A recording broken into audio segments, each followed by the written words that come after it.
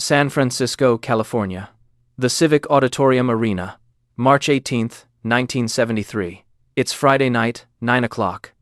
Inside the arena, you can cut the tension with a knife. 250 people are squeezed into a venue meant for boxing bouts.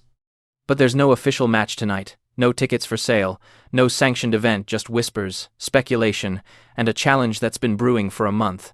A challenge that shouldn't exist. A challenge destined to become either legendary or completely forgotten.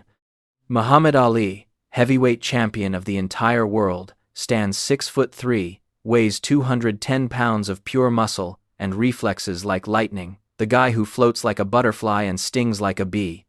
The fighter who's demolished every challenger, defended his crown against the toughest, most dangerous competitors on earth. He's positioned at the center of a professional boxing ring, dressed in black shorts and golden gloves. Under the arena lights, his torso glistens. His physique is a masterpiece of athletic perfection, shoulders like mountains, arms packed with raw strength, a chest that's absorbed endless punishment and kept going. He's the undisputed ruler of combat sports. And tonight, he's issued a challenge that's left everyone stunned. Tonight, he's called out Bruce Lee.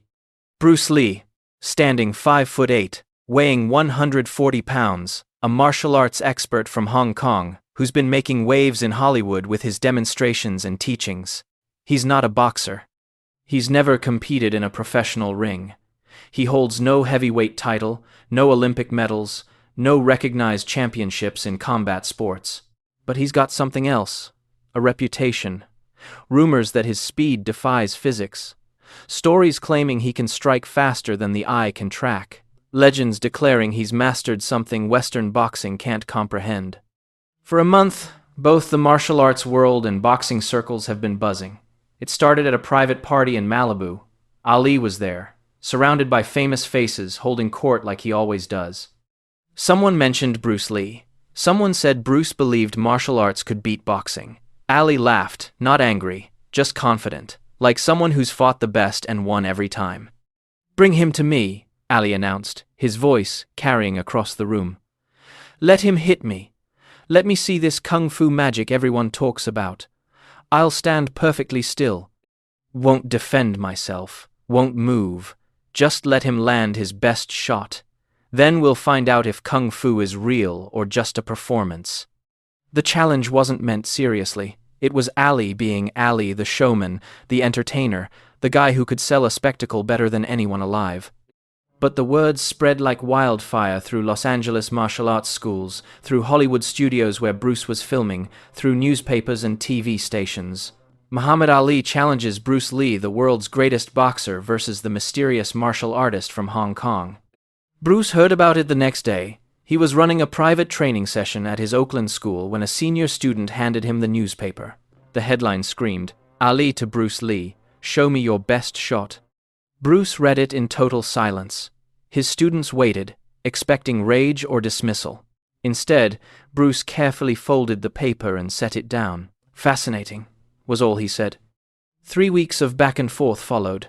Ali's camp made everything public. They wanted a show, a demonstration, proof that boxing trumped martial arts. Bruce's team was extremely careful. This wasn't a real fight. This was a setup meant to humiliate. If Bruce refused, people would say he was scared. If Bruce accepted and failed, his entire reputation would crumble. But if he accepted and succeeded, he'd need to do the impossible strike. The fastest heavyweight boxer in history, a man whose defensive reflexes were so sharp he could dodge punches he never saw coming. Finally, Bruce decided. He contacted Ali's manager directly. "I accept," Bruce said calmly. "But this isn't a fight. It's a demonstration. One strike. That's all." He stands still. "I hit once. Then we're done. No second chances. No do-overs. One moment. That's all history needs." Ali's team agreed instantly. They set the terms. A private event. No press, no cameras, just witnesses. People from both boxing and martial arts communities who could verify what happened. The location would be the Civic Auditorium Arena, a place Ali often used for training. The date, March 18, 1973, Friday night. Now, that night has arrived. 250 people pack the arena, crowded around the ring, filling the front rows, buzzing with the energy of a crowd that knows they're about to witness something unbelievable.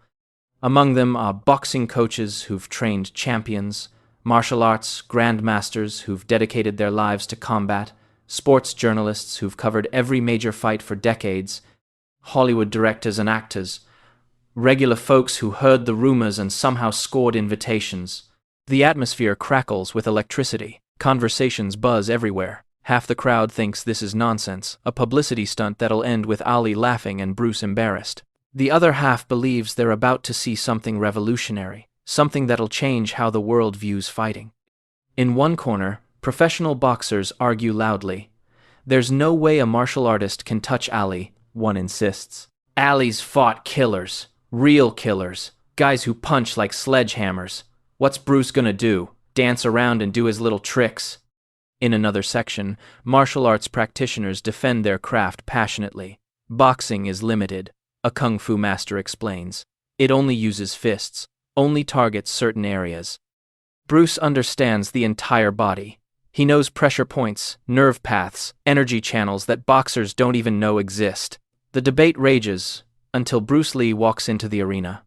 He moves through the crowd wearing simple black pants and a black tank top. No robe, no crew, no dramatic entrance music, just Bruce moving with the smooth grace of flowing water. Completely relaxed yet totally alert, he climbs through the ropes and stands in the ring. His body looks almost fragile next to Ali. Where Ali is massive, Bruce is lean. Where Ali is imposing, Bruce is compact. The size difference is jarring. Ali outweighs him by 70 pounds. Ali is 7 inches taller. It looks like a grown man about to face a teenager. But anyone watching Bruce's eyes carefully would see something different. Focus. Total, unbreakable focus. The kind of concentration that comes from decades of training, from 10,000 hours of practice, from a life devoted entirely to understanding combat at its core. Ali watches Bruce enter. His famous smile spreads across his face. He launches into his usual pre-fight talk, addressing the crowd, his trainers, anyone listening. "Look at him," Ali announces, gesturing toward Bruce. "He's so small I might accidentally step on him. Maybe I should close my eyes to keep it fair." The crowd laughs. This is classic Ali, the psychological games, the mind warfare, the confidence that borders on cockiness but somehow stays charming. Bruce doesn't react. He just stretches slowly, methodically, preparing his body with movements that look more like meditation than warm-ups. A referee enters the ring, a respected figure in both boxing and martial arts circles, chosen specifically because both sides trust him. He calls Ali and Bruce to the center to explain the rules. "This is a demonstration, not a fight," the referee states firmly. Muhammad Ali will stand motionless with his hands down. Bruce Lee will attempt one strike to the body. One strike only. No follow-up, no combinations. After the strike, the demonstration ends. Both fighters nod agreement. The referee continues. "Muhammad, you can't block, can't move, can't defend. You must stand completely still and take the strike." Ali nods, his smile unwavering. "No problem," Ali responds confidently. "I've been hit by Sonny Liston. I've been hit by Joe Frazier. Let this little guy try his magic punch." "Bruce," the referee turns to him. "You get one attempt. Choose your target wisely. Make it count." Bruce simply nods. No words, no bragging, just acknowledgement. The referee steps back. The arena goes silent. 250 people hold their breath at once. Ali moves to the ring's center. He plants his feet shoulder-width apart, taking a stable stance. He spreads his arms wide, exposing his entire torso, chest, ribs, stomach, all vulnerable, all unprotected. "Come on, Bruce," Ali calls out. "Right here." His hand taps his solar plexus. "This is where all the martial arts guys claim they can shut down a man. Show me." Bruce approaches slowly, not rushing, not hesitating, just moving with complete control. He stops exactly 3 feet from Ali, close enough to strike, far enough to prepare. The two men lock eyes.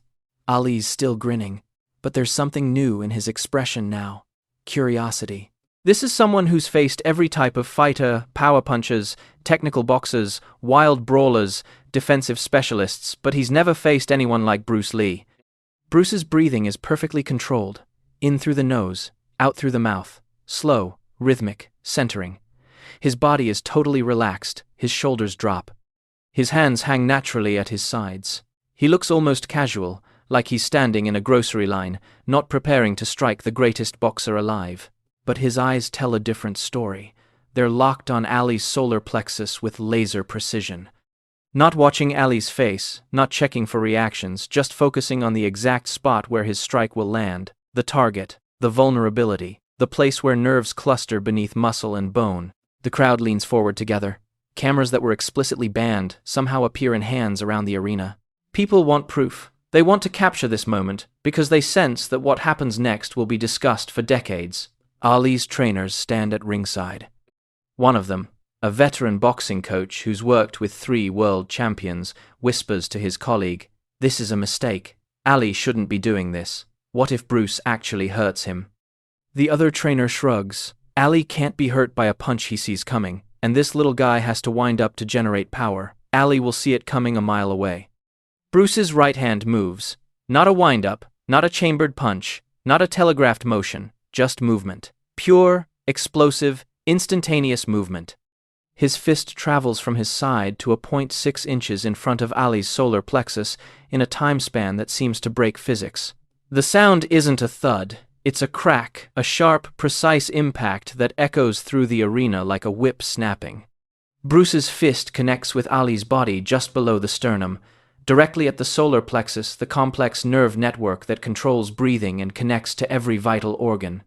The strike isn't wild, isn't desperate, isn't lucky. It's placed with surgical accuracy, delivered with force that seems impossible given the complete lack of visible preparation. Muhammad Ali's body reacts in a way that shocks everyone watching, not the way a boxer's body reacts when hit. There's no backward stumble, no theatrical collapse, no delayed reaction. Instead, Ali's knees buckle instantly, his legs lose all strength. His arms, which were spread wide in confident challenge, drop to his sides like dead weight. His mouth opens wide. He tries to breathe, can't. His diaphragm has completely spasmed. The nerves in his solar plexus have been overloaded, short-circuited. He's fully conscious. His brain is working perfectly, but his body has stopped obeying commands. The connection between mind and muscle has been severed by a single perfectly placed strike. He sinks to one knee, then to both. He's on the canvas, kneeling the heavyweight champion of the world, brought down by a single strike from a man 70 pounds lighter. The arena is utterly silent, not a single sound. 250 people frozen in disbelief, trying to process what they just saw, trying to understand how a man standing relaxed with his hands down managed to strike the fastest defensive boxer in history with such speed and precision that nobody saw the punch coming, trying to reconcile the impossible image before them. Muhammad Ali, the man who's never been knocked down by punches from the hardest hitters in boxing, on his knees, unable to breathe, defeated by a strike that looked effortless. 5 seconds pass. Ali remains on his knees. His hands press against the canvas. He leans forward, forcing his lungs to work, desperately trying to pull air into his paralyzed body. His face is twisted not in pain, but in absolute shock, in complete disbelief. This isn't supposed to be possible. He's absorbed punishment from George Foreman, whose punches could shatter concrete. He's survived combinations from Joe Frazier that would hospitalize normal people. But none of those strikes felt like this. None of them shut down his entire body so completely, so instantly. Bruce Lee stands above him, not celebrating, not gloating, not even smiling, just standing. His hand has returned to his side. His expression remains unchanged, calm, focused, respectful, waiting. The referee rushes over, dropping to his knees beside Ali. "Champion, can you breathe? Are you hurt?" Ali nods weakly. His breathing is slowly returning. The spasm is releasing gradually, painfully. He sucks in a ragged breath, then another. His body is coming back under his control. The paralysis is fading. He lifts his head and looks up at Bruce, and for the first time in his entire professional career, Muhammad Ali has absolutely nothing to say. Bruce extends his hand, not in triumph, but in respect, warrior to warrior. Ali stares at the offered hand for a long moment, then he grabs it firmly. Bruce helps pull the heavyweight champion to his feet. Ali stands unsteady, still struggling to fully catch his breath. He shakes his head, trying to clear the fog, trying to comprehend what just happened. He looks directly at Bruce. "What did you do to me?" His voice is hoarse, barely more than a whisper. Bruce's response is quiet, meant only for Ali's ears. "I showed you what you asked to see. Martial arts isn't boxing. It's not about raw power or muscle mass. It's about precision, about understanding the human body completely, about striking not where you see strength, but where you find weakness. Everyone has vulnerable points, pressure points, nerve clusters, energy pathways. You're the strongest boxer in the world, but strength becomes irrelevant if I don't target your strength. I target your vulnerability." Ali takes a deep breath. His body is functioning normally again. His pride is wounded far more than his physical body. He looks at Bruce with completely new eyes, eyes that have witnessed something he genuinely didn't believe was real, eyes that have been open to possibilities beyond his previous understanding. He extends his glove. Bruce shakes it firmly. Ali pulls him close, speaks directly into his ear so only Bruce can hear. "Nobody will believe this happened. They'll call us both liars." Bruce nods slowly. "I know, but you'll know the truth. And that's enough." "And—" Ali steps back. Then, in a gesture that stuns the entire arena, he raises Bruce's hand high in the air, the gesture of a champion acknowledging another true warrior. The crowd explodes, half in cheers, half in absolute confusion. Arguments break out instantly throughout the arena, people shouting, debating furiously. What did we just witness? Was it real? Did Ali let him win? Was it staged? How is any of this possible? Bruce Lee leaves the ring immediately.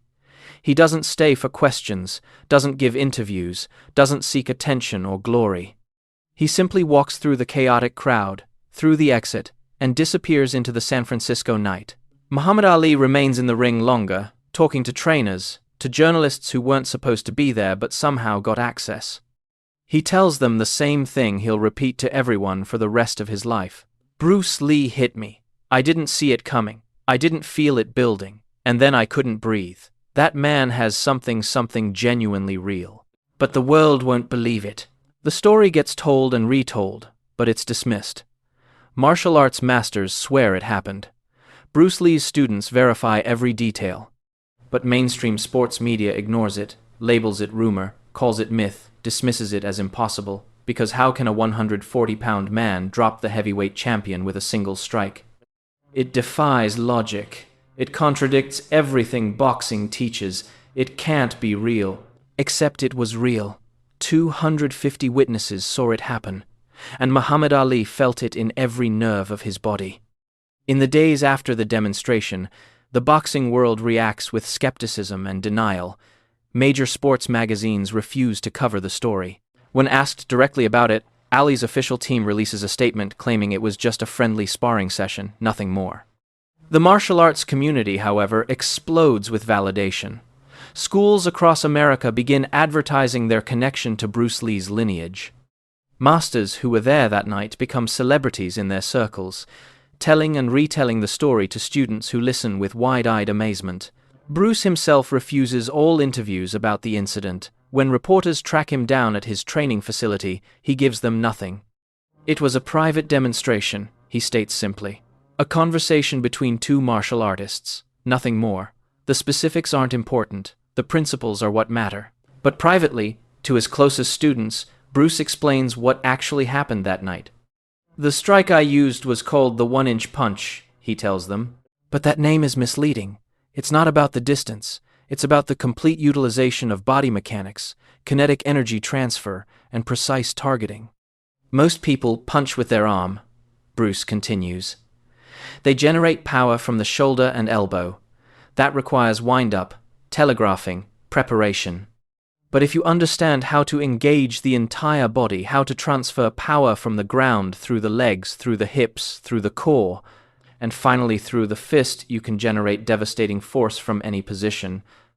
The solar plexus is the key, Bruce explains, gesturing to his own torso. It's not just a soft target, it's a command center. Strike it correctly, and you don't just cause pain.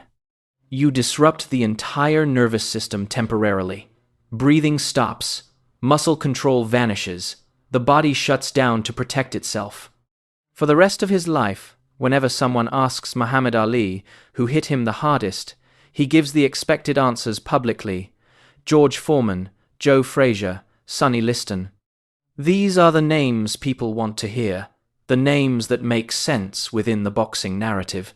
But in private conversations, in quiet moments with trusted friends, Ali tells the complete truth. Bruce Lee, he admits, one punch. I didn't see it coming. I didn't believe it was possible, and I'll never forget how it felt. The demonstration that night in San Francisco changed both men in ways neither fully anticipated. For Ali, it opened his mind to the reality that combat extends far beyond what boxing encompasses. That size and strength, while important, aren't the ultimate factors in fighting.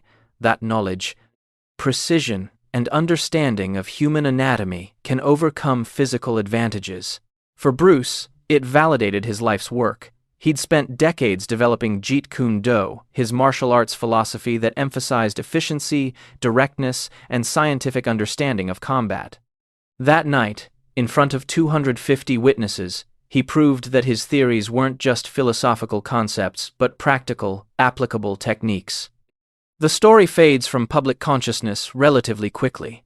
Without video evidence, without official documentation, it becomes just another legend in the vast collection of martial arts mythology. Skeptics dismiss it entirely. Believers accept it as gospel truth. The reality, as always, exists somewhere between the extremes. But the 250 people who were there that night know exactly what they witnessed. They saw the impossible made real. They watched a 140-pound martial artist drop the greatest heavyweight boxer in history with a single devastating strike. They witnessed the moment when Eastern martial arts philosophy met Western boxing dominance and proved that combat has more dimensions than most people comprehend. Decades later, after both Bruce Lee and Muhammad Ali have passed away, their students and followers continue debating what happened that night. Was it real? Was it exaggerated? Could it have happened the way people claim? The debates continue endlessly, fueled by the absence of concrete evidence and the presence of passionate believers on both sides. But perhaps the truth doesn't require validation from skeptics. Perhaps the truth lives in the memories of those who were there, in the knowledge shared between two warriors who tested themselves against each other and discovered mutual respect. Perhaps the truth is simply that on one night in March 1973, in a private arena in San Francisco, Bruce Lee and Muhammad Ali created a moment that transcended sports, transcended ego, and demonstrated the eternal principle that mastery comes in many forms. And perhaps that's enough. The legend doesn't need to be believed by everyone. It only needs to be true.